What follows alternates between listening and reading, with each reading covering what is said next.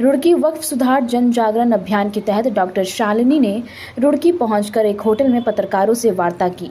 Press वार्ता के दौरान पत्रकारों से मुखातिब होते हुए डॉक्टर शालिनी ने कहा कि वक्फ संशोधन बिल मुसलमानों के पक्ष में है और विपक्ष मुस्लिम समाज के लोगों को गुमराह करने का काम कर रहा है। डॉक्टर शालिनी ने कहा कि वक्फ बिल पहले से ही प्रावधान है कि जो महिलाएं उनकी सदस्य बन सकती है और वक्फ बोर्ड संशोधन कानून के तहत 2 महिलाएं सदस्य बनाई जाएंगी।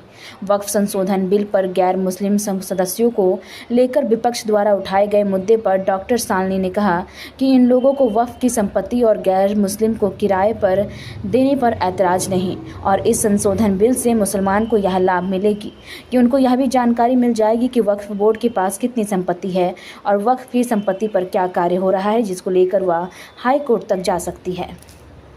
जागरूकता अभियान है वो वक्फ संशोधन कानून के तरफ लेकर जाने के लिए है कि आम जनता आवाम इस बात को मान ले और समझ ले कि जो भी संशोधन कानून आ रहा है उसमें उसी की भलाई है। लोग आपको बहकाने की कोशिश कर रहे हैं, भड़काने की कोशिश कर रहे हैं, वो हितैषी बनने की सोचते हैं आपकी, पर वो आपके हितैषी नहीं है। बहुत सालों से हमने देखा है कि मुसलमान जो गरीब था वो आज भी गरीब है। समय आ गया है कि हम इन सारी चीज़ों के ऊपर सोच विचार ही ना करें, कार्य भी करें। साथ ही साथ में वक्फ की बहुत ज़मीनें हैं जिनके ऊपर कब्जा हुई हुई है, चाहे वो वक्फ बोर्ड से है, चाहे वो लैंड माफिया से है।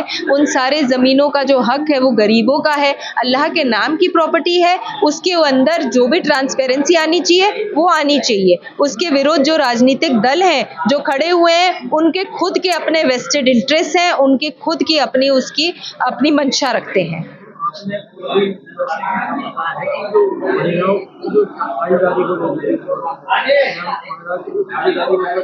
आपने कहा कि जो विपक्ष है वो कह रहा है कि देखिए, जब महिलाओं की बात आती है तो बोर्ड में पहले भी ये प्रावधान था कि 2 बहनें मेंबर बन सकती थी। अब इतने सालों में जब बोर्ड में ये प्रावधान था तो हर बार बोर्ड बनता है तो उसमें बहनें क्यों नहीं ली जाती हैं?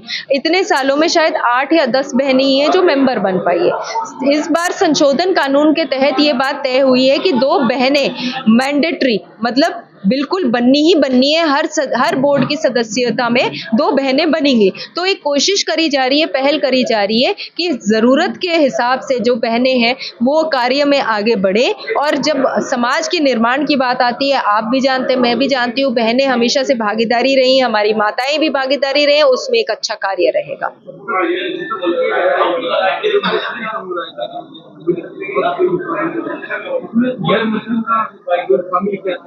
मुस्लिम समुदाय ये इसलिए कह रहा है क्योंकि उसको इस बारे में जानकारी ही नहीं है कि ये एक एडमिनिस्ट्रेशन का हिस्सा है, ये एक बोर्ड है।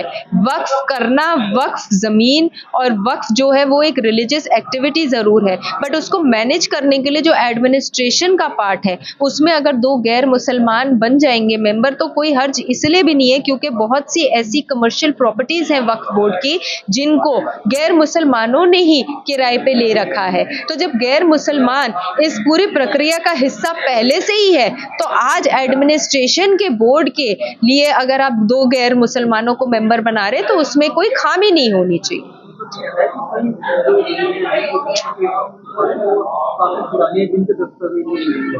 उनको लेकर कहीं ना कहीं जो देखिए, इस पे मैं आपको इतना ही कहना चाहूँगी कि माननीय हमारे गृह मंत्री अमित शाह जी ने, हमारे जो मंत्री हैं माइनॉरिटी अफेयर्स के, उन्होंने भी, और साथ ही साथ में ये जगदम्बिका पाल जी ने भी बात को स्पष्ट किया है कि ये बिल किसी रेट्रोस्पेक्टिव फॉर्म में नहीं लेकर आ रहा है। आप पहला कदम तो उठाइए, बोर्ड में अपनी संपत्तियां दर्ज कराना तो शुरू करिए, आप तो दर्ज ही नहीं करवा रहे हैं। तो ये एक दिक्कत है, एक परेशानी है जिसका हमें हल करना है।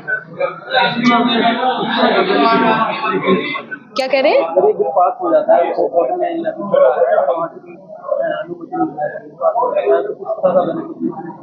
मुसलमानों के लिए सबसे बड़ा बेनिफिट तो ये हो जाएगा कि ट्रांसपेरेंसी आ जाएगी। हर एक मुसलमान को अब ये पता चल जाएगा कि वक्फ की कितनी संपत्तियां हैं, उन संपत्तियों पे क्या कार्य हो रहा है। वो अपनी अर्जियां दे सकता है कि मेरी भी ज़मीन है, मेरी वक्फ की ज़मीन है। ट्रिब्यूनल तक नहीं जाएगा, वो हाई कोर्ट तक भी जा सकता है। उसकी ज़मीनें नहीं हड़पी जाएंगी और साथ ही साथ में जो काम होना है इन ज़मीनों के तहत चाहे वो बेवाओं को पेंशन देना है, चाहे कोई स्कूल या कॉलेज बनाना है, इन सारे कार्यों पे कार्य शुरू हो जाए।